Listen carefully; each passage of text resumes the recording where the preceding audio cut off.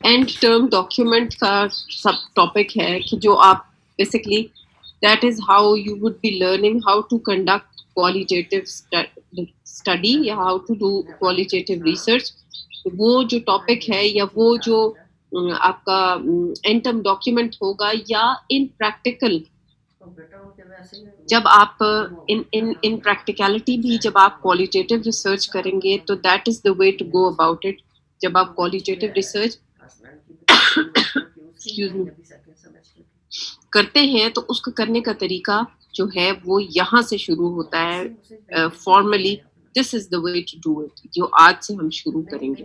और वो जो आपका एंड टर्म डॉक्यूमेंट होगा उसकी भी हेडिंग्स जो है वो इसी तरह चलेंगी यहाँ से स्टार्टिंग फ्रॉम टुडेज लेक्चर जो मैं आज से हम शुरू करेंगे। और ये कुछ कुछ लेक्चर्स पे चलेगा because it's a long topic जिसके अंदर मल्टीपल सब टॉपिक्स और सब इश्यूज को हम डिस्कस करेंगे वन बाय वन।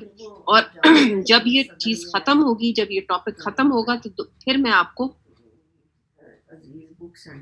आपको बताऊंगी कि अब ये खत्म हो गया, ताकि आपको ये पता हो कि जब आप लोग जमा करवाते हैं आखिर में एंड टर्म डॉक्यूमेंट उससे काफी कंफ्यूजन होती है कि ये क्या हेडिंग्स हैं और किन हेडिंग्स के नीचे हमने जो है वो ये एंड टर्म डॉक्यूमेंट सबमिट कराना है। तो वो जब आप जब ये खत्म होगा तो फिर मैं आपको बताऊंगी कि इस लेक्चर पे आज खत्म होता है ये हाउ टू कंडक्ट या how to design a qualitative study, जो कि आपका एंड टर्म डॉक्यूमेंट भी होगा 20 मार्क्स का, which would be part of your internal evaluation, जो कि आपने अपने यूनिवर्सिटी एग्जाम में अपेयर होने से पहले आपने सबमिट कराना होगा। 100 मार्क्स जो आपके इंटरनल इवैल्यूएशन के हैं उसमें से 20 मार्क्स का आपका ये एंड टर्म डॉक्यूमेंट होगा। Okay, so with this we start के व्हाट इज क्वालिटेटिव स्टडी। हमने क्वालिटेटिव रिसर्च क्या है, डिफरेंसेस क्या हैं, उसके पैराडाइम्स क्या है, थ्योरेटिकल फ्रेमवर्क्स क्या है, वर्ल्ड व्यूज क्या है, वो कुछ हमने डिस्कस किए पहले 2 लेक्चर्स के अंदर। आज हम ये बात करेंगे कि आपने अगर क्वालिटेटिव रिसर्च करनी है या क्वालिटेटिव स्टडी कंडक्ट करनी है तो उसको कैसे डिजाइन करते हैं, व्हाट आर द स्टेप्स जिनको हम फॉलो करते हैं क्वालिटेटिव रिसर्च को करने के लिए या क्वालिटेटिव डिजाइन जो है क्वालिटेटिव रिसर्च को फॉलो करने के लिए। ठीक है, पहले तो हमें ये पता हो, हम जस्ट अ क्विक रिवीजन कि why do we do qualitative research. हमने पहले बात की पिछले 2 लेक्चर्स के अंदर कि हम क्वालिटेटिव रिसर्च क्यों करते हैं, क्योंकि हम स्टेटिस्टिक्स से, नंबर से, फिगर से बाहर आना चाहते हैं। हम डिटेल के अंदर इन डेप्थ एनालिसिस करना चाहते हैं किसी भी टॉपिक का, किसी भी इशू का, हम उसको इन डेप्थ देखना चाहते हैं, हम उसको एक्सप्लोर करना चाहते हैं। और ना सिर्फ नंबर्स और फिगर्स को देखना चाह रहे हैं, ना सिर्फ हाउ मेनी और हाउ मच को देखना चाह रहे हैं, बल्कि व्हाई एंड व्हाट को एंड हाउ को देखना चाह रहे हैं कि how is that the responses and what are the reasons and what are the causative factors and what are the etiological factors, कि ये जो differences आ रहे हैं या जो similarities आ रही हैं इसके पीछे causative factors क्या हैं, what are the reasons behind that। और आप ज्यादा जो है वो टेक्सचरल डिस्क्रिप्शन देना चाहते हैं अपने डेटा को, अपनी इंफॉर्मेशन को, उसकी रूट कॉज तक जाके, उसकी अंडरलाइन कॉज तक जाके अगर आप जाना चाहते हैं तो तब आप क्वालिटेटिव रिसर्च करते हैं। पहले 2 लेक्चर्स में हमने बात की। आप ऑफ कोर्स जब आप when you sit with your respondents in the field, तो आप जो हमने पिछली दफा बात की थी कि आप you sit there and you, वो जो हमने ऑन्टोलॉजी की बात की थी और एपिस्टेमोलॉजी की बात की थी, हमने ये कहा था कि यू एडवोकेसी अप्रोच में भी हमने ये बात की थी, पार्टिसिपेटरी अप्रोच में भी हमने ये बात की थी कि आप एम्पावर करते हैं अपने रिस्पोंडेंट्स को बाय लेटिंग देम स्पीक और मल्टीपल रियलिटीज को एक्सेप्ट करते हैं। और ये आप उस सूरत में करते हैं जब आप क्वालिटेटिव रिसर्च कर रहे होते हैं, क्योंकि क्वांटिटेटिव के अंदर तो ऑफ कोर्स आप उनको एम्पावर तो करते हैं but you give them limited options, 1 2 3 4 options होती हैं और they have to tick either one of the options. लेकिन यहाँ पर आप उनसे एक सवाल पूछ लेते हैं, लाइक फॉर एग्जाम्पल आप कहते हैं आपका क्या ख्याल है, and that's it, and then it's up to them कि वो उसके जवाब में जो भी बात, whatever their experiences are, whatever their opinions are, जो उनका पॉइंट ऑफ व्यू है वो बताते। सो अगर आप ज्यादा एम्पावर करना चाहते हैं अपने रिस्पोंडेंट्स को तो फिर भी आप क्वालिटेटिव रिसर्च करते हैं। ठीक है, सो और वो पूरा होलिस्टिकली आप देखना चाह रहे हैं, उस कॉन्टेक्स्ट को देखना चाह रहे हैं, उस बैकग्राउंड को देखना चाह रहे हैं, उस कल्चर को देखना चाह रहे हैं, उनकी उनकी जो भी हमने पिछली दफा सोशल डेमोग्राफिक्स के ऊपर भी बात की थी कि वो जो सारे फैक्टर्स हैं आपको लगता है कि वो हो सकते हैं जिसकी वजह से इन रिस्पोंडेंट्स का जो पॉइंट ऑफ व्यू है या जो इनका रिस्पॉन्स है वो डिफरेंट आ रहा है, उन सबको अगर आप देखना चाहते हैं और एक्सप्लोर करना चाहते हैं तो आप क्वालिटेटिव रिसर्च जो है वो आप कंडक्ट करते हैं, वो आप समटाइम्स कुछ ऐसी, जैसे हमने लास्ट टाइम भी जब हमने वो क्वालिटेटिव और क्वांटिटेटिव रिसर्च के डिफरेंसेस भी डिस्कस किए थे तो उसके अंदर हमने कहा था कि क्वांटिटेटिव रिसर्च के अंदर हम थेरीज को टेस्ट करते हैं और क्वालिटेटिव रिसर्च के अंदर हम थेरीज को जनरेट करते हैं। तो मैंने आपसे ये भी कहा था कि कोई क्वालिटेटिव रिसर्च ऐसी नहीं होती कि जिसके अंदर थ्योरेटिकल फ्रेमवर्क ना हो। कोई भी क्वालिटेटिव रिसर्च जिसके अंदर थ्योरेटिकल फ्रेमवर्क नहीं है वो इनकम्प्लीट है। Either you take help from a preformed, या जो पहले से कोई ऑथेंटिक वैलिडेटेड तो I won't use the word, but preformed कोई प्री टेस्टेड कोई थ्योरेटिकल फ्रेमवर्क है आपने लिया है और उसकी हेल्प और उसकी सपोर्ट से आपने अपनी रिसर्च को उसके अंदर इंक्लूड किया, या you make your own theoretical framework या थ्योरी। जैसे मैंने आपको पिछली दफा कहा था कि थ्योरी क्या होती है, बेसिकली कलेक्शन ऑफ फैक्ट्स है कि आप अपनी भी रिसर्च के अंदर एक कलेक्शन ऑफ फैक्ट्स को ऑर्डरली मैनर के अंदर ला के उनका पॉजिटिव रिलेशनशिप एक डेवलप करते हैं, तो दैट बिकम्स योर थ्योरी और थ्योरेटिकल फ्रेमवर्क।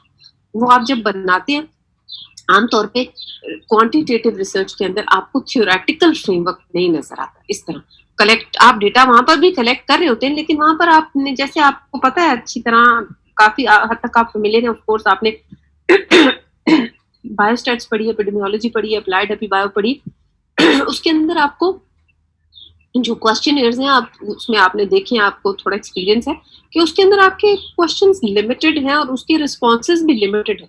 सो वहां पर आपका थ्योरी बनाने का कोई वो क्वेश्चंस तो आपने बनाए हैं एक्सक्यूज मी, और उसमें रिस्पॉन्सेज भी आपको जो आपके रिस्पोंडेंट्स हैं वो आपको दे, लेकिन वहां पर ओपन एंडेड क्वेश्चंस नहीं है, तो वहां पर थ्योरेटिकल फ्रेमवर्क नहीं बन सकेगा because there would not be much of the options for the respondents के वो जिसके अंदर वो जवाब दे सकेंगे। वो लिमिटेड जो ऑप्शंस आपने उनको दिए वो उसके अंदर ही वो आपको जवाब देंगे, तो वहां पर आप थ्योरेटिकल फ्रेमवर्क नहीं डेवलप कर सकते। थ्योरेटिकल फ्रेमवर्क यूजुअली तब डेवलप होगा कि जब आप उनको ओपन एंडेड क्वेश्चन, सो यहाँ पर जब आपने थ्योरीज डेवलप करनी है, थ्योरीज को प्री टेस्टेड थ्योरीज को हेल्प लेंगे या आप अपनी थ्योरी जनरेट करते हैं, तब भी आप क्वालिटेटिव रिसर्च, ठीक है। और कुछ ऐसे प्रॉब्लम्स हैं, वही जैसे हमने पिछली दफा भी बात की थी कि जैसे आप अंडरलाइन कॉजेस को देखना चाह रहे हैं और आप ये देखना चाह रहे हैं कि व्हाट आर द रीजंस के दैट पीपल आर बिहेविंग और people are responding in different manners. एक ही जगह पर रहने वाले, एक ही कम्युनिटी में रहने वाले, एक ही क्लास में बैठने वाले या एक ही क्लास को अटेंड करने वाले लोग डिफरेंटली रिस्पॉन्ड क्यों कर रहे हैं। अगर इस तरह की कोई चीज है, उनके एक्शंस, उनके इंटरेक्शंस, उनके रिएक्शंस डिफरेंट क्यों आ रहे हैं या सिमिलर क्यों आ रहे हैं, व्हाट आर दोज फैक्टर्स जिसकी वजह से ये सिमिलैरिटीज या डिफरेंसेस आपको नजर आ रहे हैं क्लास के अंदर, रेस के अंदर, जेंडर के अंदर, ठीक है ना, डिफरेंट जेंडर्स। हमने पिछली दफा बहुत सारी, हाँ, क्योंकि जब हम थ्योरेटिकल फ्रेमवर्क्स और पैराडाइम्स और उनकी बात कर रहे थे तो आप लोगों ने बहुत सारी एग्जांपल्स दी थी जो रियल लाइफ एग्जांपल्स थी, जो हमारी सोसाइटी के डिफरेंट सब सेगमेंट्स थे, जिसपे जो हमने जिनमें हमने ओप्रेस्ड लोगों की, मार्जिनलाइज्ड लोगों की, एक्सक्लूडेड लोगों की हमने बात की थी। तो ये सारे जो प्रॉब्लम्स हैं और उनको वो प्रॉब्लम्स क्या है, किस तरह होते हैं, वो फेस करते हैं, ये सारी चीजें आप इन डेप्थ एक्सप्लोर नहीं कर सकते with the help of quantitative research. For that you need qualitative research, ठीक है। तो ये सारे रीजंस होते हैं कि आप क्वालिटेटिव, ठीक है। सो दो तरह की रिसर्च है, बेसिकली बेसिक टाइप्स हैं रिसर्च की, वो दो है। आपको पता है, उधर से आप डॉक्टर सुमरा के साथ डिस्कस करें, वो पढ़ा रही हैं आपको क्वांटिटेटिव रिसर्च। पता है आपको लीनियर है, लीनियर का क्या मतलब है कि एक वन लाइन के अंदर है। वन लाइन का क्या मतलब है, सिंगल, एक वन यूनी डायरेक्शन है कि आपको प्री सेट चीजें हैं, जैसे कि आपको अपने डेटा का पता है, अगर आपको अपने रिसर्च क्वेश्चन का पता है, उसके अकॉर्डिंगली आपने डेटा अपना कलेक्ट करना है, आप ज़ाहिर बात है उसके अकॉर्डिंगली लिटरेचर सर्च करेंगे, आपको अपने डेटा का पता है। जब आपको अपने आउटकम वेरिएबल का पता है तो फिर आपको अपने टेस्ट का भी पता है, डिस्क्रिप्टिव स्टैटिस्टिक्स का भी पता है और इन्फ्रेंशियल स्टैटिस्टिक्स का भी पता है। तो चीज़ें जो हैं दे आर प्री सेट। आपका एक टेम्पलेट ऑलरेडी बना हुआ है and then you put in your data into that and that's it. Although कि आसान वो भी नहीं है और आसान ये भी नहीं है, लेकिन वहां पर ये है कि आपके पास एक प्रायर एक आपके पास टेम्पलेट मौजूद है। As far as qualitative research is concerned, हम लास्ट टाइम भी बात की थी कि चीज़ें इसके अंदर चेंज होती रहती हैं, इसके अंदर इवॉल्व होती हैं, इमर्ज होती हैं, और साइक्लिकल और सर्कुलर मैनर के अंदर आप अपना स्टडी डिज़ाइन चेंज कर सकते हैं, आप अपनी स्टडी सेटिंग चेंज कर सकते हैं, आप अपने नंबर ऑफ जो रिस्पोंडेंट्स हैं उनको चेंज कर सकते हैं, आप मेथड्स ऑफ डेटा कलेक्शन को चेंज कर सकते हैं। और ये एक इंडक्टिव है और आइटरेटिव है और साइक्लिकल है, इसलिए क्योंकि आप हमने ये बात की थी कि एवरी रिस्पोंडेंट इज डिफरेंट, तो आपके पास ये एज है कि आप जो चीज़ें हैं और जो रिस्पॉन्सेज हैं उनके अकॉर्डिंगली अपनी रिसर्च को बट लास्ट टाइम मैंने आपको ये कहा था और अभी दोबारा भी कहूंगी, you have to have a solid justification of suddenly jumping from one methodology to the other. आप बगैर किसी रीजन के अपनी मेथोडोलॉजी या अपना स्टडी डिजाइन या अपना जो मेथड ऑफ डेटा कलेक्शन है या नंबर ऑफ रिस्पोंडेंट्स, आप बगैर वजह के चेंज नहीं करते just because you feel like doing that. No, it's not like that.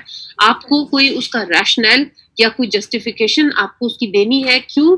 क्योंकि मुझे लगता है कि रिस्पोंडेंट्स का जो रिस्पॉन्स था वो इस तरह था कि they were not comfortable with that method of data collection, या मुझे लगता है कि वो उस मेथड ऑफ डेटा कलेक्शन के साथ ज्यादा कंफर्टेबल होंगे, या इन माय ओपिनियन ये वाला study design is not being able to answer my research question in a better manner. I think the other study design would be in a better way be able to answer my तो you have to have a solid justification।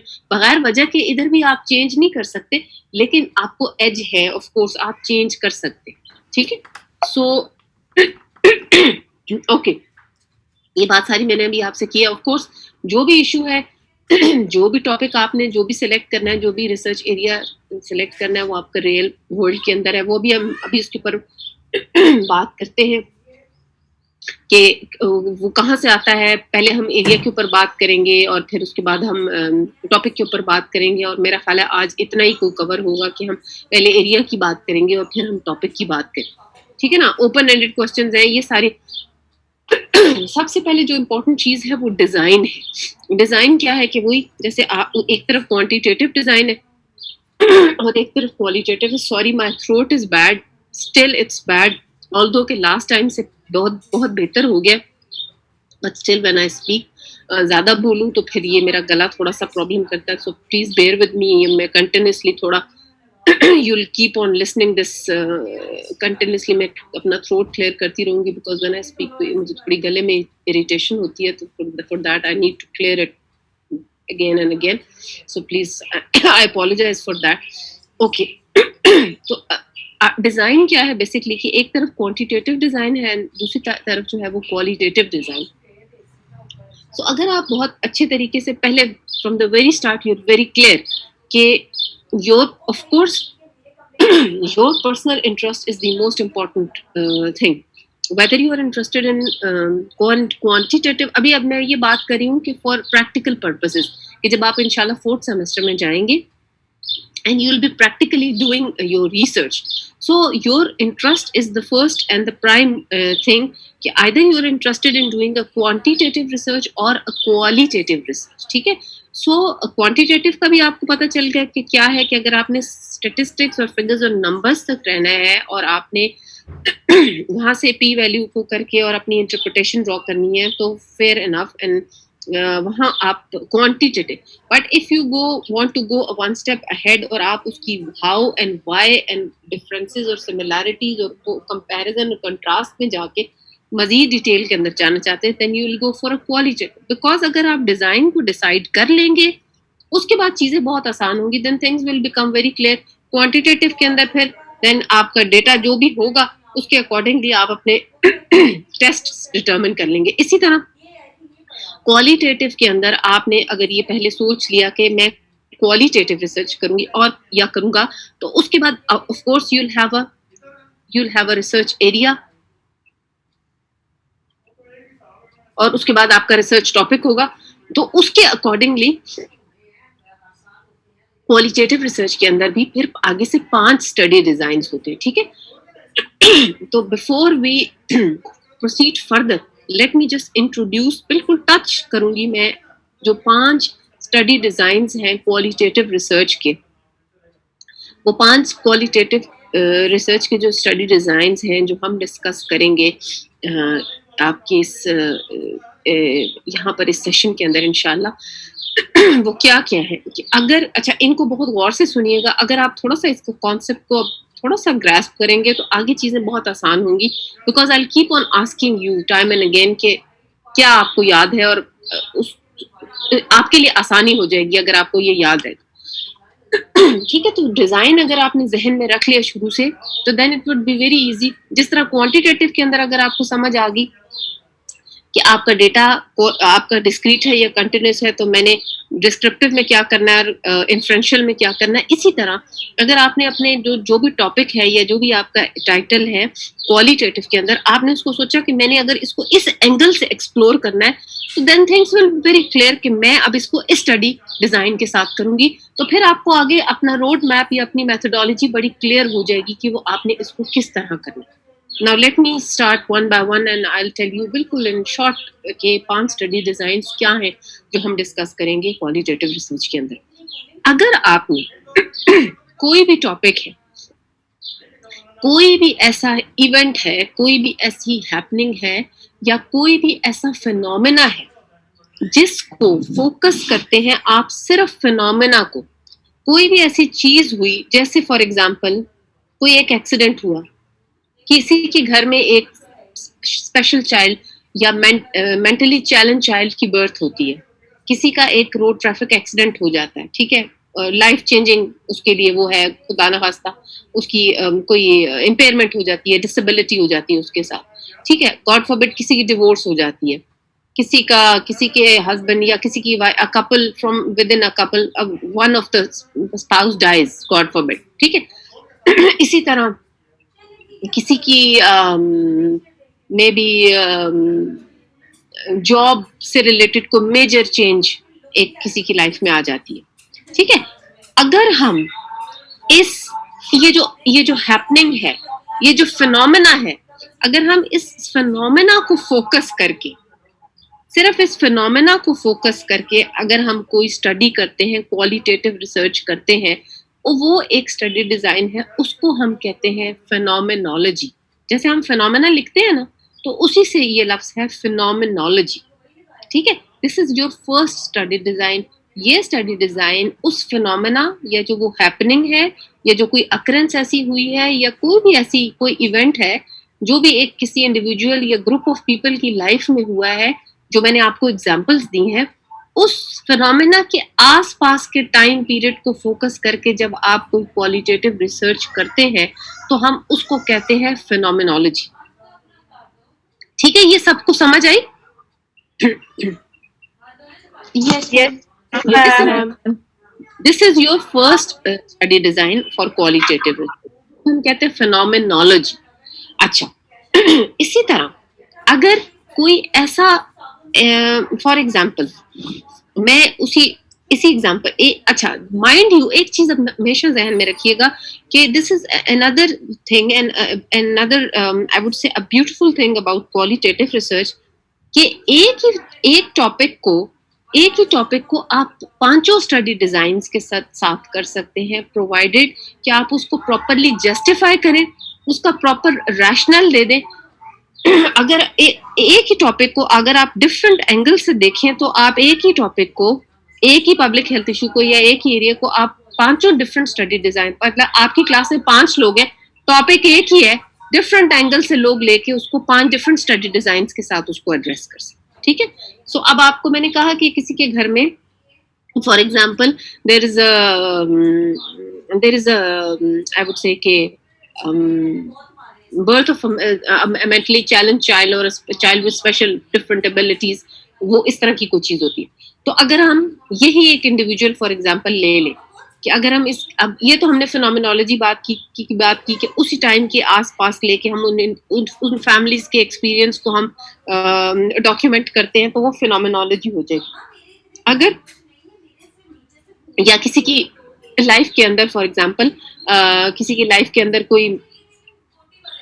किसी को कोई major accident कोई जो है उसको होता है और उसके बाद उसकी कोई डिसेबिलिटी हो जाती है क्या, अगर इसी इंडिविजुअल को जिसको ये डिसेबिलिटी हुई है क्या, इस इंडिविजुअल को हम लेके इसका हम डेटा, ये इंडिविजुअल कोई भी हो सकता है, वो जब हम स्टडी डिजाइन पे जाएंगे फिर मैं आपको बताऊंगी, अगर इसी इंडिविजुअल को हम लेके इससे डेटा कलेक्ट करें कि ये जो इसका एक्सीडेंट हुआ है और इसको डिसेबिलिटी, इससे पहले इसकी लाइफ कैसी थी और एवरीथिंग अबाउट इट, वो जो होलिस्टिक पिक्चर की हम बात करते हैं और कॉन्टेक्सचुअल फैक्टर्स और सोशो डेमोग्राफिक्स और बैकग्राउंड और सोशो इकोलॉजिकल मॉडल के डिफरेंट लेवल्स को लेके लोगों का रिस्पांस और कम्युनिटी और जो आपके ऑर्गेनाइजेशन लेवल है और फैमिली है और रिलेटिव्स हैं एवरीथिंग, वो सारा इस डिसेबिलिटी से पहले और अब जब ये डिसेबिलिटी हुई है इसके बाद रिस्पांस, इसका लाइफ का एक्सपीरियंस ये, और इस एक्सपीरियंस को लेके आगे फ्यूचर के जो पर्सपेक्टिव है उसका और वो उसके बारे में क्या सोचता है. अगर हम ये पास्ट, प्रेजेंट और फ्यूचर को, ये वही इंडिविजुअल है जिसकी डिसेबिलिटी को हमने उस टाइम में सिर्फ एक्सप्लोर किया था फिनोमिनोलॉजी से, अगर इसी इंडिविजुअल की लाइफ को लेकर हम पहले की, अभी का टाइम यानी कि जिस वक्त उसको हुई है और इसका फ्यूचर को, ये सारे को लेते हैं, तो ये एक और स्टडी डिजाइन है जिसको हम कहते हैं नैरेटिव रिसर्च. ठीक है, ये दूसरा स्टडी डिजाइन है. ठीक हो गया. सो पहले अगर आपने फोकस किया सिर्फ उस टाइम पीरियड के अंदर जिसके अंदर आप फिनोमेना या कोई इवेंट या कोई अकरेंस या कोई हैपनिंग या कोई इवेंट उस वक्त हो रहा है, उस टाइम पीरियड के इर्द गिर्द रहकर अगर आपने रिसर्च की तो that is known as phenomenology. ठीक हो गया. लेकिन अगर आपने उस टाइम से थोड़ा पहले यानी पास्ट के अंदर चले गए, प्रेजेंट को भी लिया जिस वक्त वो चीज हुई है और उस जो भी इवेंट है या जो हैपनिंग है उसको लेके उसके जो आफ्टर मैथ है या उसकी जो रिपरकशंस है उसकी लाइफ के ऊपर और उसके इर्द गिर्द के जो लोग हैं जो भी उनके ऊपर क्या है और फ्यूचर में उसको लेके क्या सोचता है, अगर वो सारा आप डेटा कलेक्ट करते हैं तो उसको आप कहते हैं नैरेटिव रिसर्च. ये हो गई दूसरा स्टडी डिजाइन. ये चीज भी समझ आ गई सबको? Yes ma'am. तो स्टडी डिजाइन क्या है कि यही ले लें आप इंडिविजुअल. मैंने आपसे कहा ना कि एक ही टॉपिक को आप पांचों स्टडी डिजाइन के साथ एड्रेस कर सकते हैं, एक ही टॉपिक को. अब यही इंडिविजुअल जिसका मेजर एक्सीडेंट हुआ, जिसकी डिसेबिलिटी हो गई है, अगर आपने 4, 5, 6 लोग ऐसे ले लिए जिनको इसी तरह की कोई डिसेबिलिटी, उसमें आप थोड़ी डाइवर्सिटी ले, है ना. किसी का कोई एक्सीडेंट हो गया तो उसको डिसेबिलिटी हो गई है, किसी को कोई कार्डियक इशू हो गया था तो उसकी लाइफ उसमें चेंज हो गई है, किसी को कोई फिजिकल को माइनर लेवल की डिसेबिलिटी हुई, किसी को मेजर लेवल की डिसेबिलिटी हुई, किसी को कार्डियक इशू हो गया था. सो आपने 6, 7, 8 लोग ऐसे ले लिए. तो ये आप देखें कि ये वो ग्रुप ऑफ पीपल हैं जिनमें सब में ये शेयर्ड कॉमन कैरेक्टरिस्टिक्स है. ठीक है ना. ये 5, 7, 8, 9 लोग वो हैं जिनमें सब में डिसेबिलिटी हो रही है और जिनका आपने डेटा लिया, तो ये वो ग्रुप ऑफ पीपल, जैसे आप एपिडेमियोलॉजी में पढ़ते थे ना, group of people with shared common characteristics, तो उसको आप कोहॉर्ट कहते होते थे. तो यहाँ पर group of people with shared common characteristics जिनको लेकर आप डेटा कलेक्ट करेंगे और डेटा आप यही डिसेबिलिटी के ऊपर फॉर एग्जांपल, या जैसे आपको मैंने कहा कि कुछ ऐसी फैमिलीज हैं जिनके अंदर एक बच्चे की बर्थ होती है विद स्पेशल एबिलिटीज या डिफरेंटली एबल चाइल्ड है या मेंटली चैलेंज चाइल्ड है, तो कुछ ऐसे पेरेंट्स को आप ले लेते हैं और उनसे डेटा कलेक्ट करते हैं जिनकी ये शेयर्ड कॉमन कैरेक्टरिस्टिक है ना कि उनके घर में एक डिफरेंटली एबल्ड चाइल्ड है. तो ये ऐसा ग्रुप जिनकी शेयर्ड कॉमन कैरेक्टरिस्टिक्स है उनको लेके अगर आपने डेटा कलेक्ट किया तो ये आपका एक थर्ड स्टडी डिजाइन है जिसको आप कहते हैं एथनोग्राफी. ये एथनिसिटी से है. ठीक है. Ethnicity not in the literal meaning हम लेंगे कि एक डिफरेंट एथनिसिटी को हम वो उसको उस तरह भी लेते हैं, लेकिन शेयर्ड कॉमन कैरेक्टरिस्टिक्स कोई भी हो सकती वो जब हम आएंगे इस स्टडी डिजाइन के ऊपर, तो फिर मैं इंशाल्लाह आपको बताऊंगी इस स्टडी डिजाइन में आप क्या क्या कौन कौन से ग्रुप्स को ले सकते हैं। लेकिन यहाँ आपको समझाने के लिए कि वो कोई भी ग्रुप, जैसे फॉर एग्जांपल एक नर्सेस का ग्रुप है, उनको लेके भी अच्छा, आपका जैसे फॉर एग्जांपल आपकी जो मास्टर्स के स्टूडेंट्स हैं सारे, एमपीएच एमएसपीएच के जो सारे स्टूडेंट्स हैं, थर्ड सेमेस्टर है, सेकंड सेमेस्टर है, फर्स्ट सेमेस्टर है, इन सबको लेकर, या आपकी थर्ड सेमेस्टर मॉर्निंग और थर्ड सेमेस्टर इवनिंग को लेके जो है वो मैं एक उनमें से जो है, अब आपकी ऑनलाइन क्लासेस हैं और उससे रिलेटेड मैं कोई आप लोगों की परसेप्शंस को लेना चाहूँ, कोई भी उससे रिलेटेड, तो आप लोगों के ऊपर मैं एथनोग्राफी जो है बिकॉज आप वो लोग हैं जो थर्ड सेमेस्टर को बिलोंग करते हैं, कुछ इवनिंग के हैं कुछ मॉर्निंग के, लेकिन आपकी शेयर्ड कॉमन कैरेक्टरिस्टिक्स क्या है, बिकॉज कि आप सब थर्ड सेमेस्टर से हैं, ऑल्दो कुछ मॉर्निंग के कुछ इवनिंग के, लेकिन क्योंकि शेयर्ड कॉमन कैरेक्टरिस्टिक क्या है कि आप सब थर्ड सेमेस्टर से, ठीक है। सो आप लोगों को ये थर्ड स्टडी डिजाइन होगा, इसको कहते हैं एथनोग्राफी। ठीक हो गया? ठीक है, समझ आ गई? थर्ड स्टडी डिजाइन हो गया फिनोमिनोलॉजी, दूसरा हो गया नैरेटिव रिसर्च, तीसरा हो गया ethnography.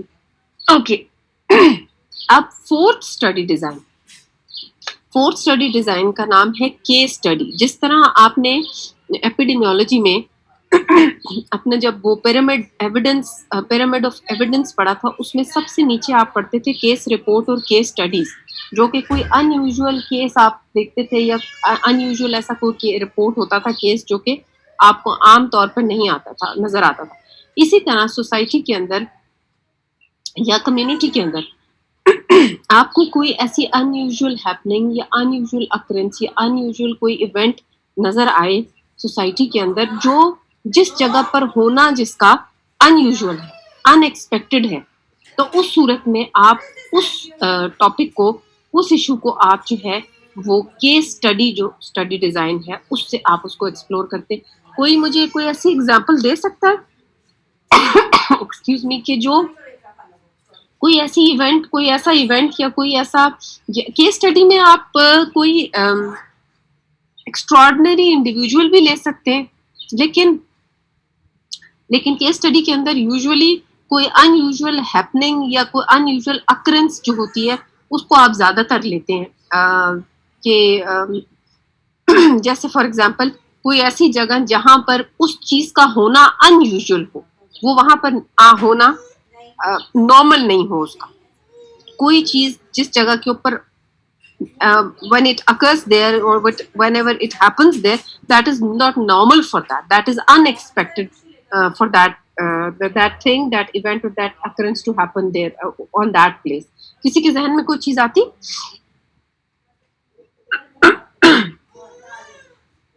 Any example?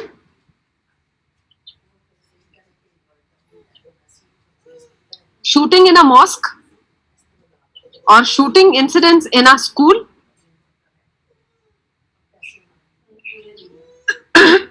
Don't you think it's an unusual occurrence or happening? जो एपीएस का इंसिडेंस कुछ साल पहले का है,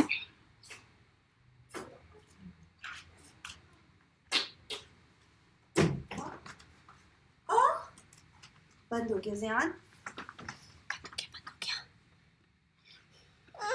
अच्छा 2 मिनट सब्र करोगे ना, सब सही हो जाएगा। 1 मिनट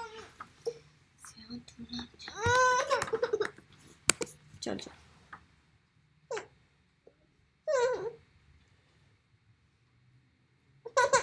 एक मिनट अस्सलाम वालेकुम। एक मिनट बस 1 मिनट, मैं ज़रा वो अपनी क्लास ज्वाइन कर लूँ बस। हाँ जी कैसी हो? ठीक ठाक अल्लाह।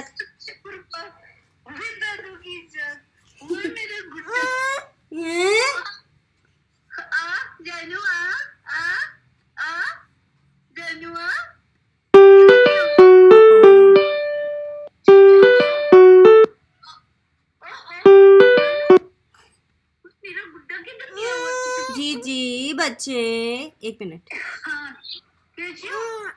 हाँ जी चलो जी ठीक ठाक अल्हम्दुलिल्लाह। आप बताएं कैसी हैं? छोटी आ गई दुनिया में। हाँ आ गई, हम उधर ही थे हॉस्पिटल ना, तो दोपहर को आए हैं वापस। तो अल्लाह का शुक्र लाख लाख, बड़े स्ट्रेस में थे ना कि एकदम से हुआ रात को, लेकिन अल्लाह का शुक्र है ठीक ना, सब कुछ ठीक। नहीं रात पूरी गुजरी जो है ना, स्ट्रेस में गुजरी है मैंने कहा। तो बस अल्लाह का शुक्र, बहुत ही प्यारी है जी। सो केस स्टडी क्या है, वो वी वर डिस्कसिंग कि केस स्टडी बेसिकली क्या है कि shooting incidents in a mosque या shooting incidents in a school building, inside a school building, ये अनयूजुअल हैपनिंग है या अनयूजुअल अकरेंस है। This is an example of a case study. जब आपको कोई अनयूजुअल देखें, किसी ऐसे इंडिविजुअल की लाइफ जो आपको एक्स्ट्रॉर्डनरी लगे, या कोई ऐसी एग्जांपल आपको नजर आती है कि अपनी रियल लाइफ के अंदर, रियल लाइफ एग्जांपल कोई ऐसा इंडिविजुअल जिसने अपनी लाइफ के अंदर एक्स्ट्रॉर्डनरीली परफॉर्म किया हो?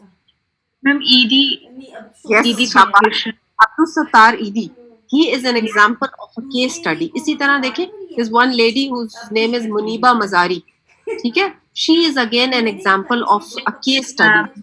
In spite of her disability, उसने कितना उसने एक्सेल किया, and she never because of her disability she did not let that disability come in way of उसकी आप देखें सक्सेस, और उसको कितना मतलब रेजिलियंस देखें, and the amount of work she is doing and which is amazing. So इसी तरह आप अगर देखें किसी भी फील्ड के अंदर, any person who has performed extraordinarily, अगर आप उस तरह देखें तो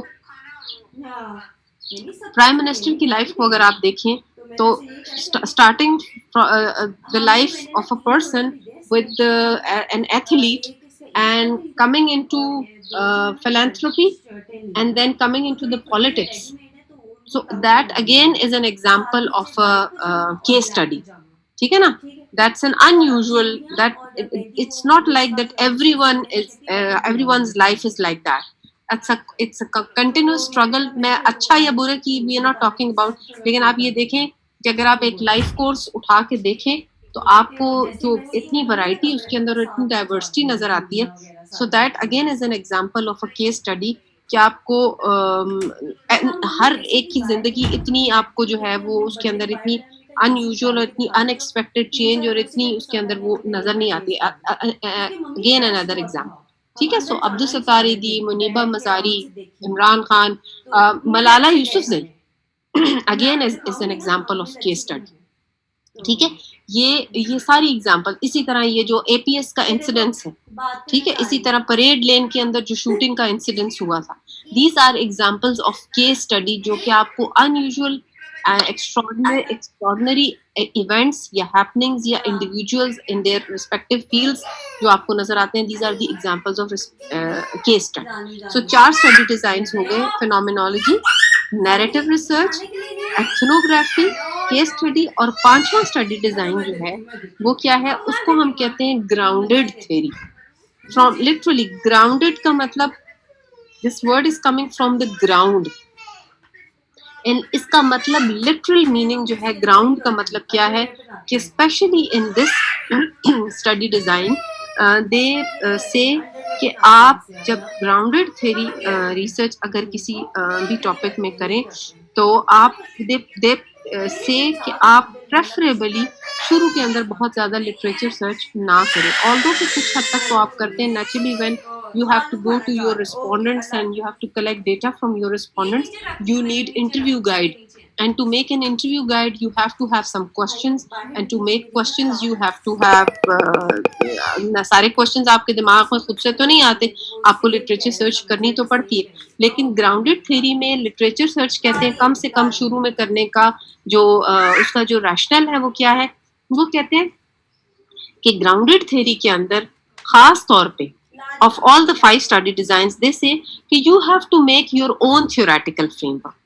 जो बाकी 4 स्टडी डिजाइन है, फिनोमिनोलॉजी, नैरेटिव, एथनोग्राफी और केस स्टडी, उसके अंदर तो आप पहले से कोई प्री फॉर्म्ड जो थ्योरेटिकल फ्रेमवर्क हैं, जैसे हमने बहुत सारे पढ़े, आपने बहुत सारे एसबीएच में भी पढ़े हैं और हमने यहाँ पर भी पहले 2 लेक्चर्स में भी डिस्कस किए, उनको आप ले सकते हैं एज ए सपोर्ट अपनी रिसर्च के अंदर। लेकिन खास तौर पर ग्राउंडेड थ्योरी के अंदर they say you have to generate और यू हैव टू मेक और you have to develop your own theoretical framework. तो आप कम से कम लिटरेचर सर्च शुरू में कम से कम करें, ताकि आपका दिमाग जो है वो बने हुए ऑलरेडी जो लिटरेचर के अंदर प्री फॉर्म जो थ्योरेटिकल फ्रेमवर्क्स हैं उनकी तरफ ना जाए, so that you keep on thinking on your own lines. आप खुद से सोचें और खुद से जनरेट करें। जो थ्योरेटिकल फ्रेमवर्क जो वो आम तौर पे किसी भी प्रोसेस में या कोई भी ऐसे तो देखिए कोई ऐसा टॉपिक नहीं है दुनिया में जिसके ऊपर रिसर्च नहीं की गई, लेकिन ग्राउंडेड थ्योरी जो भी क्वालिटेटिव रिसर्चर करता है वो उसका रैशनल ये देता है कि ग्राउंडेड थ्योरी, मैं इस टॉपिक को लेके ग्राउंडेड थ्योरी क्यों कर रहा हूँ या कर रही हूँ, क्योंकि मैं इस टॉपिक को लेके अपने कॉन्टेक्स्ट में, अपने कल्चर में, अपने रीजन में, अपनी लैंग्वेज के हिसाब से, अपने सोशियो इकोनॉमिक जो सोशियो इकोनॉमिक जो क्लास है उसके हिसाब से, उस पर्सपेक्टिव से मैं देखना चाहता हूँ या मैं देखना चाहती हूँ कि मेरे रिस्पोंडेंट्स कैसा रिस्पॉन्स देंगे। ठीक है, ऑल्दो कि इस टॉपिक पे लोगों ने बहुत काम किया है, लेकिन मेरा कल्चर, मेरा रिलीजन, मेरी क्लास, मेरा लैंग्वेज, मेरी जो है मेरा बैकग्राउंड, कॉन्टेक्चुअल फैक्टर्स, उसके अकॉर्डिंगली जो जो जो जो भी ये फिनोमेना है उसमें लोग कैसे रिस्पॉन्ड करेंगे, मैं फ्रॉम द स्क्रैच देखना चाहूँगा या देखना चाहूँगी। इसलिए मैं from the ground, from the scratch में एक थ्योरी जनरेट करूँगी या करूँगा लोगों से डेटा कलेक्ट करके। तो ग्राउंडेड थ्योरी की जो रैशनल उसका जो होता है वो ये होता है कि जी, वो लोग कहते हैं कि जी आप क्यों ग्राउंडेड थ्योरी करना चाह रहे हैं, या इस टॉपिक के ऊपर तो लोगों ने पहले भी काम, तो उसका रैशनल ये है कि जी किया तो है, लेकिन मेरे कॉन्टेक्स्ट में, मेरे कल्चर में, मेरे बैकग्राउंड, मेरा जो सोशियो इकोनॉमिक हमारे जो एरिया का है या जितनी एजुकेशन हमारे लोगों की है, उसके हिसाब से मैं अपने कॉन्टेक्चुअल फैक्टर्स के बैकग्राउंड में देखना चाहता हूँ या चाहती हूँ कि लोगों का कितनी नो हाउ है, उनकी नॉलेज क्या है, उनका रिस्पॉन्स क्या है, उनका पॉइंट ऑफ व्यू क्या है, वो आइडियाज क्या देंगे, उनकी परसेप्शंस क्या होंगी, उनकी थिंकिंग क्या है, उनके रिएक्शंस क्या होंगे। सो उसके अकॉर्डिंगली मैं जो है कलेक्शन ऑफ फैक्ट्स को मैं लेकर उनको सिस्टमैटिकली, मेथोडिकल मैनर में, ऑर्डरली मैनर के अंदर करके फिर मैं एक थ्योरी जनरेट करके एक थ्योरेटिकल फ्रेमवर्क बनाऊंगी। तो वो मेरी ग्राउंडेड थ्योरी है, इसका रैशनल ये होता है। ठीक है, तो मुख्तलिफ आम तौर पे किसी भी टॉपिक के ऊपर लेकर आप ग्राउंडेड थ्योरी कर सकते हैं, लेकिन आमतौर पे डिफरेंट प्रोसेसेस होते हैं। जैसे फॉर एग्जांपल कहीं पर अगर आपने जैसे किसी भी स्कूल के अंदर या किसी भी कॉलेज के अंदर आप समझें कि करिकुलम अगर डेवलप करना है, जैसे करिकुलम्स डेवलप हो रहे हैं, ये तो नहीं है कि स्कूल्स के अंदर करिकुलम, जैसे मैं कहूँ अगर कि मैं ऐसा कोई टॉपिक लेती हूँ कि हमारे मुल्क के अंदर दो systems, 2 systems of education side by side चल रहे हैं, कैम्ब्रिज सिस्टम और एक मैट्रिक सिस्टम है। और मतलब जनरल बैकग्राउंड, एक ओवरऑल एक मैं आपको बैकग्राउंड बात कर रही हूँ आपसे, और उसके अंदर जो है parents are confuse and students are confuse and then कि कैम्ब्रिज सिस्टम ठीक है या मैट्रिक सिस्टम ठीक है, और बुक्स जो है वो they keep on changing and syllabi जो है वो ऑफ एंड ऑन चेंज होते रहते हैं। सो इस टॉपिक को लेके या इस बैकग्राउंड को लेके अगर मैं कोई इस तरह की रिसर्च करना चाहूँ तो करिकुलम डेवलपमेंट के ऊपर के बच्चों के करिकुलम्स इतने फ्रीक्वेंटली चेंज क्यों होते हैं, या दोनों साइड्स के जो करिकुलम है वो इतने डिफरेंट क्यों है, इसको लेकर अगर मैं डिफरेंट स्टेक होल्डर्स का अगर मैं उनका पर्सपेक्टिव लूँ और उनका डेटा कलेक्ट करूँ, तो इस तरह का जो डेटा कलेक्ट होगा फ्रॉम द स्क्रैच, ये तो नहीं है कि करिकुलम्स के ऊपर और सिलेबाई के ऊपर दुनिया में काम नहीं हुआ, लेकिन क्योंकि हमारे मुल्क का जो सिनेरियो है वो बिल्कुल डिफरेंट है, क्योंकि एक वक्त में 2 सिस्टम्स चल रहे हैं और हमारे यहाँ एजुकेशन को कितनी इंपॉर्टेंस दी जाती है, उसको कितनी प्रेफरेंस है, बजट कितना दिया जाता है, उसकी कितनी प्रायोरिटी है, लोगों को कितना ज्यादा नो हाउ है। तो उस बैकग्राउंड के अंदर अगर मैं डेटा कलेक्ट करूंगी तो ये एक प्रोसेस है, एक करिकुलम की जो डेवलपमेंट है, बेसिकली एक प्रोसेस है, इसको लेकर अगर मैं फोकस करूंगी, एक एग्जांपल अभी आपको दे रही हूँ, जब हम इंशाल्लाह पढ़ेंगे ग्राउंडेड थ्योरी, फिर मैं आपको और भी बहुत सारी एग्जांपल्स दूंगी।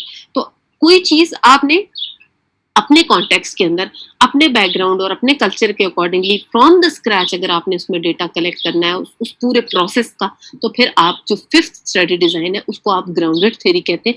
और उसके अंदर प्रेफरेबली शुरू में आप जो है बहुत ज्यादा लिटरेचर सर्च नहीं करते, क्योंकि जो रिसर्चर्स हैं, क्वालिटेटिव रिसर्चर्स हैं, वो ये कहते हैं कि बेहतर ये है कि आप खुद सोचें अपने जहन से, ताकि जब लिटरेचर सर्च आप ज्यादा नहीं करेंगे तो फिर आप अपने माइंड से सोचेंगे रादर देन थिंकिंग अबाउट कि जो आपने पढ़ लिया होगा लिटरेचर सर्च में से। ठीक है जी, कुछ थोड़ा सा अंदाजा हुआ कि 5 स्टडी डिजाइन्स क्या हैं बेसिक?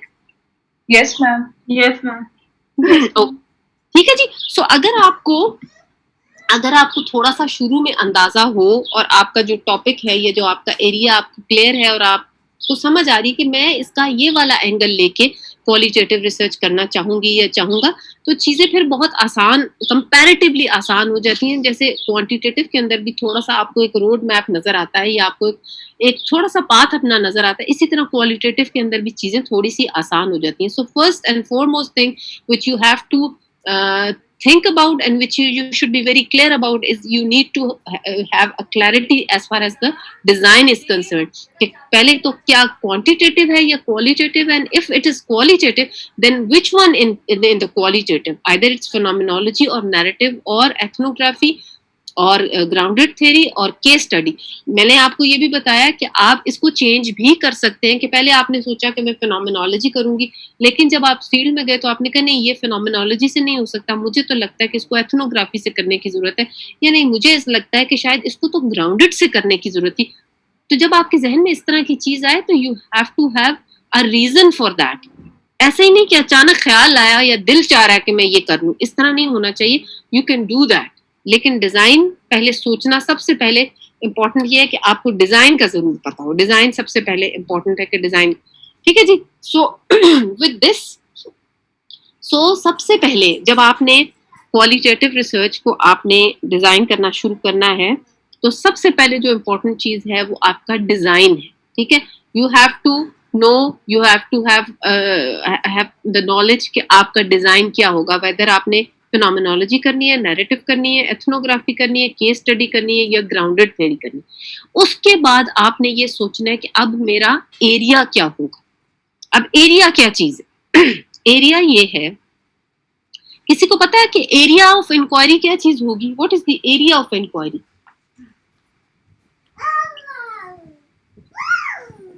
किसी के जहन में आता है एरिया ऑफ इंक्वायरी क्या चीज हो सकती है?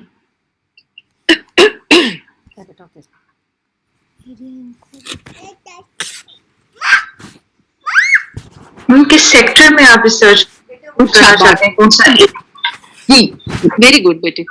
एरिया वो है कि जो आपकी एक्सपर्टीज है, जैसे आप में से कोई डेंटल सर्जन हैं, आप में से कोई डॉक्टर्स हैं, आप में से कोई फार्मासिस्ट हैं, आप में से कोई फिजियोथेरेपिस्ट हैं, ये आपका एरिया ऑफ इंक्वायरी है। ठीक है ना? ये एरिया ऑफ इंक्वायरी जो है, ये आपको जो आपने शायद इसमें एरिया ऑफ इंक्वायरी कहाँ से, ये जो एरिया है और area is followed by the topic, कि ये एरिया कहाँ से आता है। ठीक है ना? आपको एरिया, अपने एरिया के अंदर रहना बहुत ज्यादा इंपॉर्टेंट है। अपने एरिया के अंदर कि आपने जिस जगह पे, जिस अभी टॉपिक का लफ्ज मैं इस्तेमाल करती हूँ, बाद में करेंगे, पहले एरिया है, पहले डिजाइन आया और उसके बाद एरिया है। तो जिस एरिया में आपने रिसर्च करनी है, जो आपकी एक्सपर्टीज है, प्रेफरेबली आप उसी एरिया के अंदर रहकर अगर अपनी रिसर्च करें, तो that is the ideal situation, because you are the best जज of that area, you have experience of that area, you have practical experience, you have worked in that area, आपने वहाँ, आपकी ऑब्जर्वेशन है, आपको वहाँ पर नो हाउ है, आपने वहाँ काम किया हुआ है, वहाँ के फैसिलिटेटर्स, वहाँ के बैरियर्स, वहाँ के प्रॉब्लम एरियाज, वो सारे आपको पता है। डे टू डे आपकी ऑब्जर्वेशन है वहाँ पर कि क्या कौन से ऐसी जगह हैं उसके अंदर जिनको एड्रेस करने की जरूरत है। ठीक है ना? चाहे वो अब मेडिसिन है, चाहे वो डेंटिस्ट्री है, चाहे वो फिजियोथेरेपी है, चाहे वो फार्मेसी है, चाहे वो इनमें से और इसके अलावा भी और कोई भी चीज है, चाहे वो नर्सिंग है, इनमें से कोई भी जो भी आप जहां पर आप काम करके आए, चाहे आपने उसमें से कोई पहले इससे कोई प्रोजेक्ट किया है किसी के साथ, वो भी आपका एरिया, उसमें से वहां से भी आपका एरिया ऑफ इंटरेस्ट वहां से भी निकल सकता है, ठीक है ना। यू हैव टू हैव, क्योंकि अगर आप अपने एरिया से बाहर निकल के काम करेंगे तो आपको एक नए सिरे से मेहनत करने की जरूरत है, क्योंकि जो चीज जिसमें आपने शुरू से काम किया, जो आपकी क्वालिफिकेशन है, whatever you studied and then you worked in that specific area, तो वहां पर आपका जो एक्सपीरियंस होगा और जो आपकी ऑब्जर्वेशन होगी और आपकी अंडरस्टैंडिंग होगी, that would be far better than as compare to कि आप एक नई जगह के ऊपर जाके नए सिरे से ऑब्जर्व करना शुरू करें। That would be difficult, that would be time consuming, waste of resources हो। सो इट इज बेटर कि आप उस एरिया के अंदर जहां आपका प्रीवियस एक्सपीरियंस है या तो प्रीवियस क्वालिफिकेशन है, उसी के ऊपर बिल्ड करने की कोशिश करें अपने अगली जो आपकी क्वालिफिकेशन है, जो अपना अगला जो आपका जो भी प्रोजेक्ट है उसको। That is the ideal thing to do, ठीक है ना, वो सबसे बेहतर चीज है, ठीक है। जैसे फॉर एग्जांपल ये अभी मैंने आपसे बोला कि डेंटिस्ट्री है, या अगर आपने कहीं कैंसर किसी उसके अंदर काम किया हुआ है, या अगर HIV में काम किया हुआ है, अगर आपने किसी इंडस्ट्री के अंदर काम किया हुआ है, अभी इस एरिया के अंदर से टॉपिक कैसे निकालना है वो भी हम इसके ऊपर बात करेंगे, ठीक है ना। वो भी मैं इसके ऊपर बाद में आती हूँ, वो मैं बाद में आती हूँ, ये अभी बाद में बात करते हैं, ठीक है। सो ये सारा, ये सबसे पहले डिजाइन हो गया, और डिजाइन के बाद आ गया टॉपिक, ठीक है। डिजाइन आ गया, डिजाइन के बाद एरिया आ गया, और एरिया जैसे आपने खुद कहा कि आपका जो आपका एक्सपर्टीज है, जो आपकी प्रीवियस जो क्वालिफिकेशन है, जहां आप काम करते हैं, जो भी आपकी जो वर्क प्लेस है, जिधर आपका एक्सपीरियंस है, जो आपका वो सारा जो है वो आपका एरिया है, ठीक है। अब इसके अंदर से आपने टॉपिक निकाल लिया। अब ये टॉपिक जो है, टॉपिक जरूरी नहीं है कि जो भी एरिया आपने एक बड़ा, जैसे फॉर एग्जांपल मेडिसिन एक एरिया है, डेंटिस्ट्री एक एरिया है, फार्मेसी एक एरिया है, नर्सिंग एक एरिया है, इसी तरह ये जो आपके डिफरेंट सब्जेक्ट्स हैं, ये आपका एक फिजियोथेरेपी एक एरिया है।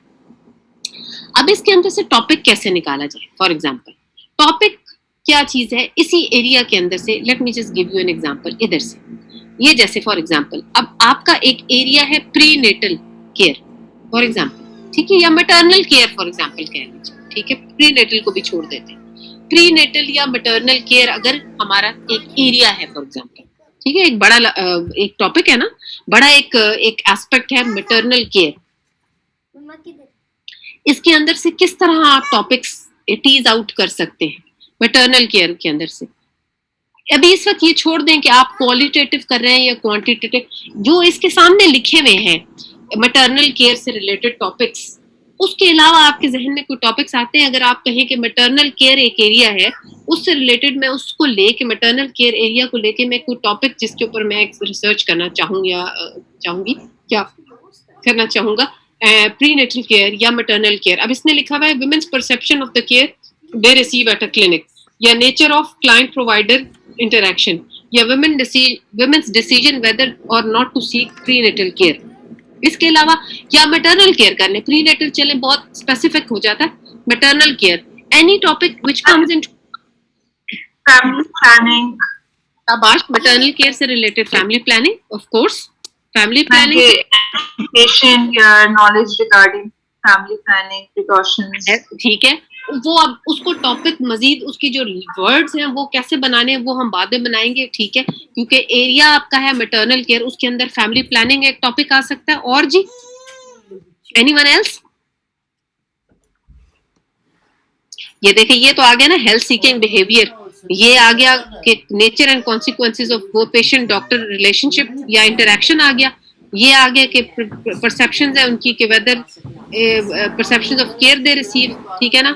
और एनीथिंग मैटरनल केयर के अंदर फैमिली प्लानिंग के अलावा और क्या टॉपिक हो सकता है जी? और क्या टॉपिक हो सकता है मैम? न्यूट्रिशन, गुड, शाबाश, न्यूट्रिशन, ठीक है।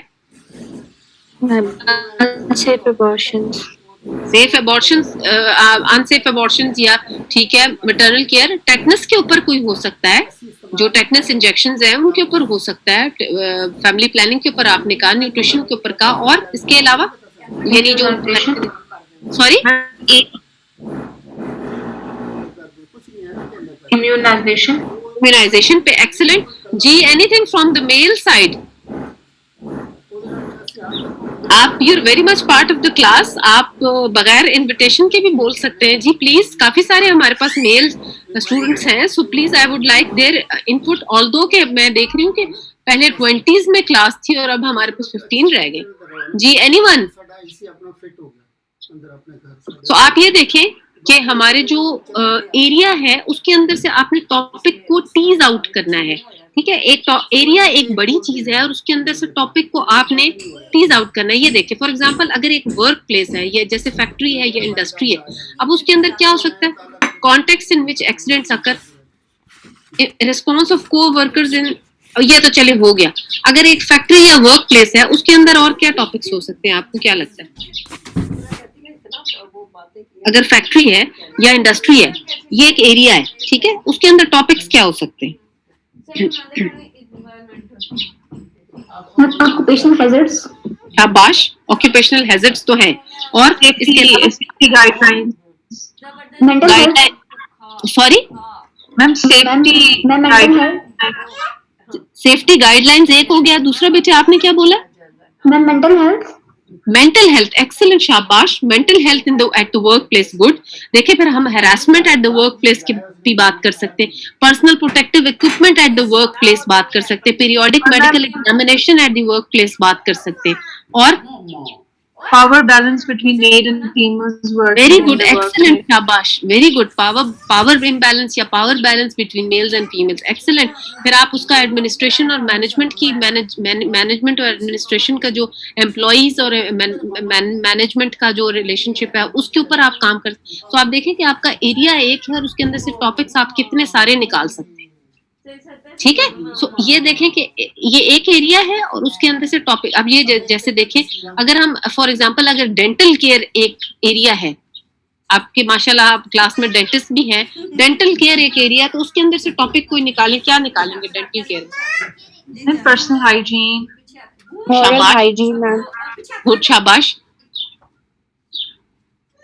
एस्थेटिक्स के ऊपर बात हो सकती है, हाइजीन के ऊपर बात हो सकती है, Early education to children. Education की बात हो सकती है। फिर डेंटल केयर के डेंटल उसके अंदर जो है ये डिफरेंट जो हमारे ये जो ये है बीटल नट और इस तरह की जो चीजें उनके साथ जो डेंटल जो टीथ की जो कंडीशन हो जाती है, ये छालिया और सिपारी और इस तरह की जो चीजें ये और इनके साथ एसोसिएटेड जो परसेप्शन, Cancers, ma'am, cancers. ठीक है ना, तो वो चीजें हो सकती हैं। तो फिर अगेन देखें आपके डेंटल वो है और उसके साथ आप कितनी सारी और क्योंकि डेंटल केयर है तो उसके अंदर प्रेगनेंसी के अंदर डेंटल केयर को एसोसिएट आप उसके साथ भी कर सकते हैं, वो भी हो सकता है टॉप। इसी तरह कैंसर अगर एक टॉप वो है, अगर एक एरिया, तो कैंसर से रिलेटेड आप बहुत सारे के परसेप्शंस रिगार्डिंग कैंसर हो सकते हैं, health seeking behaviours regarding cancer हो सकते हैं, कॉस्ट ऑफ कैंसर ट्रीटमेंट हो सकती है, attitudes and perceptions of people regarding towards cancer patients हो सकता है, ठीक है ना, myths and stigmas regarding cancer patients हो सकता है। देखिए ये एक एरिया है और उसके अंदर इसी तरह एचआईवी में भी सिमिलरली कि जो भी मैंने कैंसर से रिलेटेड बात की है, इसी तरह एचआईवी से रिलेटेड ये सब एरियाज हैं। अब इसी तरह ये तो खैर टेक्सटाइल मिल तो भी हमने बात कर ली, फैक्ट्री इंडस्ट्री की बात कर ली। ये देखें कि ये एरियाज हैं, ये आपके सामने dental care, cancer, HIV, industry या फैक्ट्री या मैटरनल केयर, ये सारे आपको एरियाज नजर आ रहे हैं जो कि एक वाइडर एक जो एस्पेक्ट है जिसके अंदर से आप छोटे छोटे जो सब आई वुड से कि सब एरियाज या टॉपिक्स को आप टीज आउट कर सकते हैं, उसके डिफरेंट एंगल से डिफरेंट पर्सपेक्टिव से उस एरिया को आप जो है वो निकाल सकते हैं, ठीक है जी। सो अब ये जो टॉपिक है ये तो हमने कह दिया कि आपने एरिया अपने एरिया में से जो आपकी लेवल, जो आपका एक्सपर्टीज है, जिधर आपने काम किया है, जो आपकी क्वालिफिकेशन है, जिधर आप प्रेजेंटली काम करते हैं, वहां पर से आपका आ सकता है। उसके अलावा और बहुत सारी चीजें होती हैं कि जहां से आपको टॉपिक अपना आप निकाल सकते हैं। अब जब आपने इंशाल्लाह अपनी 4th सेमेस्टर के अंदर अपनी रिसर्च करनी है, तो चाहे वो क्वांटिटेटिव होगी या वो क्वालिटेटिव होगी, तो वो कहाँ से वो टॉपिक आपका आ सकता है। आजकल कोविड पैंडेमिक है, तो मैम क्या ये भी रिसर्च टॉपिक हो सकता है? बिल्कुल हो सकता है, बिल्कुल हो सकता है, लेकिन मसला ये है कि कोविड के ऊपर अब देखें ना, दूसरा साल हो गया। मसला ये है कि कोविड पे दुनिया ने इतना काम कर लिया है कि अब ना आप काम तो करेंगे, लेकिन अब जो काम करने का फायदा तब होता है ना कि जब आपको वो पब्लिश भी हो। अब ना दुनिया में जितने कोई तकरीबन 99.99% जो जर्नल्स है ना, उन्होंने कोविड के आर्टिकल्स लेने एक्सेप्ट करने बंद कर दिए, क्योंकि उनके पास इतना बैकलॉग हो गया है आर्टिकल्स का कि वो कहते हैं कि हमें कोविड के ऊपर मजीद काम नहीं चाहिए। क्योंकि देखे ना, हम तो वो लोग हैं जो जिंदगी में 2 या 3 10-12 आर्टिकल छाप के बहुत वो, तो दुनिया तो आपको पता है किधर जा रही है ना। तो ये तो जब से पहले दिन से कोविड शुरू हुआ है, लोगों ने तो उसके ऊपर कोई चीज छोड़ी नहीं है। तो इतना काम हो गया, इतना काम हो गया, और डिफरेंट एस्पेक्ट्स के ऊपर कोविड के मतलब वो loads and loads of articles already backlog में हर जर्नल के पास पड़े। तो अब जहां पर भी आप कोविड से रिलेटेड टॉपिक अनफॉर्चुनेटली कोई अपना आर्टिकल देना चाहते हैं, they simply refuse and they say कि जी हमें कोविड से रिलेटेड अब टॉपिक आर्टिकल नहीं चाहिए। तो अगर आप लोग अब इंशाल्लाह आप लोग जब अपना करेंगे ना, तो I would suggest and I would recommend कि कोशिश ये करें कि आप लोग ना अपने जो आप लोगों का अपना एरिया है ना, एक तो कि जो आपका अपनी अपनी लेवल ऑफ, जो आपका अपनी एक्सपर्टीज है, जो आपकी क्वालिफिकेशन है, उसमें रहे। दूसरा, एक जो जगह आपको अनटैप्ड हम छोड़ देते हैं, जिस जगह पर आप पढ़ते हैं ना, आप अपने टॉपिक को आय से रिलेट करें जहां पर आप है ना, क्योंकि यहाँ पर भी आपको डेटा बहुत मिलेगा, क्योंकि आय से रिलेटेड भी। और इधर यहाँ पर कम्युनिटी के अंदर करें या यहाँ ओपीडीज, अभी तो खैर जरा इस वक्त तो सिचुएशन थोड़ी अच्छी नहीं है क्योंकि हॉस्पिटल्स भी बंद है, लेकिन इंशाल्लाह होपफुली अभी अल्लाह ना करे हमेशा के लिए तो नहीं बंद हुए ना, थोड़े दिनों बाद, थोड़े अरसे बाद तो खुलने तो है ना। तो आप लोग यहाँ पर भी आय के अंदर भी, इधर अलशिफा के अंदर भी रहते हुए यहाँ पर भी डेटा कलेक्ट कर सकते हैं। तो यहाँ पर भी सोच सकते हैं आप कि अपना जो आपकी जो एरिया ऑफ एक्सपर्टीज है उसको रिलेट करें आय के साथ, या प्योरली आय में कर लें, या अपने मतलब कोशिश ये करें। क्योंकि देखें, मैं भी आगे आपसे ये बात करूंगी कि टॉपिक हमेशा ऐसा चूज करें कि बहुत ओवर एंथुजियास्टिक मत हो। टॉपिक ऐसा चूज करें कि टॉपिक जरूर अच्छा हो और डिफरेंट हो, नॉवेल हो, लेकिन जहां पर आपको उससे रिलेटेड डेटा भी मिल जाए। ऐसा ना हो ना कि टॉपिक तो बहुत अच्छा हो लेकिन आपके लिए एक्सेसिबिलिटी का इशू हो, आप वो एक्सेस ही ना कर सके कहीं जाके। तो आपको एक्सेसिबिलिटी बहुत इंपॉर्टेंट है कि ऐसी जगह के ऊपर डेटा, तो यहाँ पर डेटा या जिधर आप काम करते हैं वहां शायद डेटा लेना आसान होगा। जैसे लाइक मैं आपको कहूँ, एक एग्जांपल दूं कि अगर कुछ लोग कहते हैं कि जी हमने ट्रांसजेंडर्स पे डेटा कलेक्ट करना है, हमने उनसे रिसर्च, लेकिन बात ये कि क्या आपको उनकी कम्युनिटी के अंदर एक्सेस है, या हमने फॉर एग्जांपल कहीं पे भी ऐसी जगह पर रिसर्च करनी है, तो क्या आपको लगता है कि आप वहाँ एक्सेस आपको पॉसिबल होगी? तो टॉपिक सेलेक्ट करते हुए बहुत सारी चीजों को दिमाग में रखना है आपने कि आपके पास क्या इतने रिसोर्सेज होंगे, क्या इतना टाइम होगा, क्या आपकी स्किल इतनी इजाजत देगी, क्या आपके पास हर तरह से रिसोर्सेज इतने हैं कि आप इस टाइम के अंदर वो रिसर्च अपनी पूरी कर सकें। ये चीजें जरूर दिमाग में रखनी, ठीक है। आपने प्लानिंग के अंदर भी, वो आपको याद होगा, आपने प्लानिंग के अंदर भी पांच वो पढ़े थे पॉइंट्स कि जब आप अपना जो टॉपिक होता है, जो अपना प्रॉब्लम है, उसको प्रायोरिटाइज करते हैं, तो उसके अंदर मैग्नीट्यूड और सिविरिटी और वो पॉलिटिकल कमिटमेंट और वो जो कि उसका सोल्यूशन अवेलेबल हो और कॉस्ट इफेक्टिव इंटरवेंशन उसकी अवेलेबल हो, वो जो चीजें आपने पढ़ी जी, रेलेवेंस और वो, तो वो सारा आपने बेटे वो दिमाग में अभी भी रखना है। दैट अप्लाइज टू, मतलब इन एवरी सिचुएशन अभी भी वो अप्लाई होगा। वो चीजें आपने जरूर जहन में रखनी है कि एक्सेसिबिलिटी बहुत बड़ी चीज होती है। मैं आपको अपना पर्सनल एक्सपीरियंस बताऊं कि जब मैंने अपनी रिसर्च के लिए फर्स्ट टाइम, हालांकि जिस बैकग्राउंड में मैं रिसर्च करना चाह रही थी, मैंने पिछले बैच को ये बताया कि मैं आई वाज वेरी कॉन्फिडेंट कि मुझे उधर से डेटा 6 से 8 महीने मुझे वहां पर मेरा टाइम वेस्ट हुआ। आई थॉट कि मैं इसी बैकग्राउंड में हूँ and it would be very easy for me कि मुझे तो यहाँ बड़े आराम से इजाजत मिलेगी। मेरे 6 से 7 महीने सिर्फ परमिशन के लिए वेस्ट हुए, और वहां पर भी मुझे फिर इजाजत नहीं मिली डेटा कलेक्ट करने। Ultimately I had to change my data collection site. तो अपने जहन में ये चीजें जरूर रखें। आपका टॉपिक जरूर बहुत अच्छा होगा और आपको, लेकिन ये भी जरूर देखें, ये प्रैक्टिकल इश्यूज हैं, इनको जरूर दिमाग में रखें।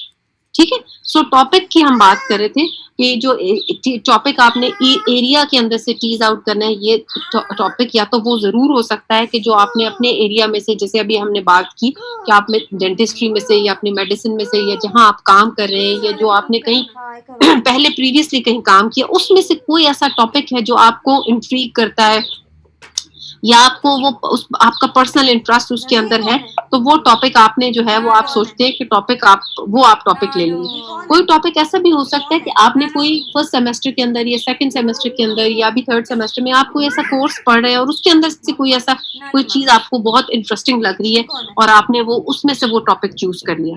फिर आप ऐसा भी कोई हो सकता है कि आपने, जैसे मैं अभी आपसे कह रही हूँ कि कभी आपने कोई कोर्स अटेंड किया या कोई किसी के साथ कोई वर्कशॉप अटेंड की या कहीं पर आपने कोई प्रोजेक्ट किसी के साथ किया, उसके अंदर कोई टॉपिक आपको बहुत अच्छा लगा, वहां से आपने टॉपिक जो है वो सिलेक्ट कर लिया, ठीक है, वो आपको टॉपिक पसंद है। फिर आपकी कोई पर्सनल ऑब्जर्वेशन है बाहर गुजरते हुए, on the road while driving, या अपनी फैमिली के अंदर पर्सनल ऑब्जर्वेशन है आपकी, घर अपने रिलेटिव्स के अंदर या अपनी वैसे फ्रेंड्स के अंदर, एक्वेंटेंसेस के अंदर कोई चीज ऐसी जो आपको बहुत एकदम से आपकी इंटरेस्ट उसमें बहुत डेवलप होगी एंड यू वांट कि आप इस टॉपिक के ऊपर रिसर्च करें, इस तरह भी हो सकता है, ठीक है ना। फिर इसके अलावा और क्या चीज हो सकती है जहां से आपको टॉपिक आपका मिल सकता है। आपकी क्लास में डिस्कशंस बहुत सारी हो रही हो और उसके अंदर से कोई टॉपिक आपके दिमाग में आ जाए। सो आजकल आपने हमेशा जहन में ये रखना है कि अपनी जब क्लास, खास तौर पे आपकी क्वालिटेटिव और क्वांटिटेटिव की जब क्लास हो रही हो, तो आपने अपना पेन और कॉपी अपने पास रखनी है कि जब हम डिस्कस करेंगे बहुत सारी चीजें, तो कोई टॉपिक आपके दिमाग में ऐसा है तो एक कॉपी अपने पास रखें और उसके अंदर वो टॉपिक्स लिखते जाया करें और डॉक्टर सोहरा के साथ और मेरे साथ वो डिस्कस करते रहें, ताकि अगर आपके जहन में कोई भी चीज आती है तो उसको साथ साथ डिस्कस करें और अगर कोई चीज आपको क्लिक कर जाती है तो do start working on it, why not, the sooner the better. इसके अलावा टॉपिक और कहाँ से आ सकता है, एक बहुत इंटरेस्टिंग जो चीज, आप जब लिटरेचर सर्च करते हैं, आप जब आर्टिकल्स पढ़ते हैं डिफरेंट, ठीक है, आप देखें कि आर्टिकल्स के आखिर में एक 2-3 हेडिंग्स होती हैं जिसमें स्ट्रेंथ्स होती हैं, जिसमें लिमिटेशंस होती हैं, जिसमें एक और हेडिंग होती है जिसको कहते हैं वे फॉरवर्ड, या जिसमें लिमिटेशंस वाला जो टॉपिक, या वे फॉरवर्ड होता है या लिमिटेशंस दी होती है। वो जो लिमिटेशंस होती है ना वो क्या होती है, वो लिखा होता है उसने, रिसर्चर ने, कि due to shortage of time या due to shortage of resources the researcher was unable to do this aspect of the research. यानी for example, let me give you an example, कि जैसे शॉर्टेज ऑफ टाइम था या shortage of resources था, तो researcher जो है वो सिर्फ मेल्स पे काम कर सका, फीमेल्स पे काम नहीं कर सका, या रिसर्चर बिकॉज रिसोर्सेज कम थे तो वो पेरेंट्स पे काम कर सका, वो सिबलिंग्स पे काम नहीं कर सका, या जो वो रिसर्चर था वो क्रॉस सेक्शनल स्टडी कर सका, वो लॉन्ग टर्म स्टडी नहीं कर सका, या वो कंपैरेटिव स्टडी नहीं कर सका। So that gives you an idea कि वो जो चीज वो नहीं कर सका वो आप कर सकते हैं। You got my point? हाँ, यस मैम। कि जो चीज तो उसने की हुई है वो अपनी स्ट्रेंथ में लिख रहा है, लेकिन जो लिमिटेशन की हेडिंग है उसके अंदर वो लिख रहा है कि ये चीज मैं नहीं कर सका, और वो वे फॉरवर्ड में या एक्शन एजेंडा में या अपनी लिमिटेशन की हेडिंग के अंदर वो लिखता है फ्यूचर रिसर्चर्स के लिए, उनके लिए ये लिखता है कि आप लोगों, बाकी लोगों को वो इनकरेज करता है कि जो फ्यूचर रिसर्चर्स हैं वो ये चीज, इस चीज को एड्रेस करें जो चीज इस यहाँ पर इस रिसर्च के अंदर मिसिंग रहेगी। So that is one very important area, place जहां पर आप अपने टॉपिक्स को जरूर देख सकते हैं। उसको आप, जैसे फॉर एग्जांपल आपको कोई भी टॉपिक है, जैसे वो मैटरनल, अभी हमने जैसे बात की है कि एंटीनेटल केयर है या डेंटल केयर से रिलेटेड है, कोई आपने कोई आर्टिकल पढ़ा और उसके आखिर में आपने देखा कि लिमिटेशंस के अंदर या वे फॉरवर्ड के अंदर आपको कोई चीज मिल गई और वो टॉपिक आपको अच्छा लगा और उसको आपने लिख लिया और उसको आप एक्सप्लोर करना शुरू कर, ठीक है। सो टॉपिक आपको यहाँ से भी मिल सकता है, बहुत सारी आपकी ऑब्जर्वेशंस है, कोई कोर्स है, कोई प्रोजेक्ट है, कोई पर्सनल,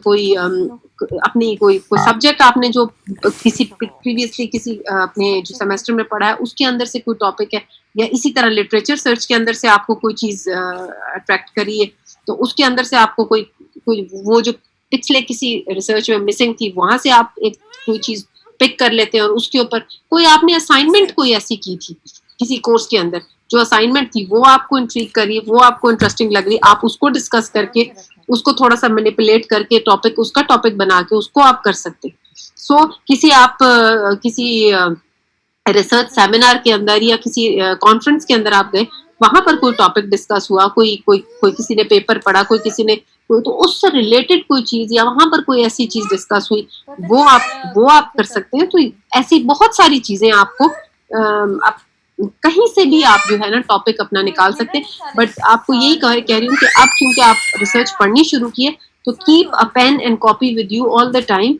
और जब आपके जहन में कोई टॉपिक आए तो do write it down and do discuss it with doctor Sughra and myself, कि आपके जहन में जो भी कोई चीज की क्या इसको इस तरीके से किया जा सकता है, तो इसी तरह आपका टॉपिक जो है रिफाइन होगा, और इसी तरह आप फिर अपनी इंशाल्लाह 4th सेमेस्टर के अंदर आप अपनी रिसर्च, ठीक है। ओके ओके, ये सारी बात मैंने आपसे कर ली है। और फिर जो चीज बहुत ज्यादा इंपॉर्टेंट है जो मैंने अभी आपसे की, कि टॉपिक जरूर बहुत अच्छा होगा, लेकिन टॉपिक के जहन में ये चीज जरूर रखनी है कि क्या टॉपिक जो है वो आप would you be able to justify, कि आपने टॉपिक तो बहुत एक एंथुजियास्टिक ले लिया तो आप कंप्लीट कर सकेंगे। आपने कहा कि नहीं मैं एक मिक्स मेथड करूंगा जिसमें क्वालिटेटिव भी होगा और क्वांटिटेटिव भी होगा, तो दोनों पार्ट्स तो हैं, लेकिन ये जहन में रखें कि दोनों की मेथोडोलॉजी फर्क है, दोनों का डेटा मुख्तलिफ तरीके से कलेक्ट होगा, और उसका डेटा कलेक्शन, फिर उसका एनालिसिस, फिर उसका सारा डिटेल सारा, तो would you be able to end up and compile your research thesis within the defined time? उसके अंदर आप क्या आपके पास इतने रिसोर्सेज हैं, इतनी स्किल है आपके पास कि आप कर पाएंगे, ये चीज आपने जरूर जहन में रखनी। और जो आपने अपने रिस्पोंडेंट्स लेने, क्या उधर आप एक्सेस आपके लिए, ये भी आगे मैं बात आपसे करती हूँ, और ये तो भी हम बात कर चुके हैं कि आपने जहन में रखना है कि ये टॉपिक क्वालिटेटिवली, ऑफ कोर्स जब आपने how and why and differences and similarities and differences के ऊपर बात करना चाहते हैं तो ऑफ कोर्स आप क्वालिटेटिव की बात करते हैं। Do you want to have more या ब्रेक करना चाहेंगे इधर? मैम काफी है, काफी हो गया, चले बस ठीक है, yes, यहाँ पर खत्म कर लेते हैं, ठीक हो गया, काफी है मेरा ख्याल है, ठीक हो गया जी। अगली दफा इंशाल्लाह इसको करेंगे बाकी को। सो मुझे प्लीज आपने अटेंडेंस की वो भेजनी होगी बेटे, ठीक है, पिक्चर भेज दीजिएगा, ठीक है। यहाँ तक आपको मैं फिर ये इसको मैं सेंड कर दूंगी। अब तो मेरा ख्याल है गूगल ड्राइव के ऊपर आपके अपलोड हो जाता है ना लेक्चर? Yes ma'am.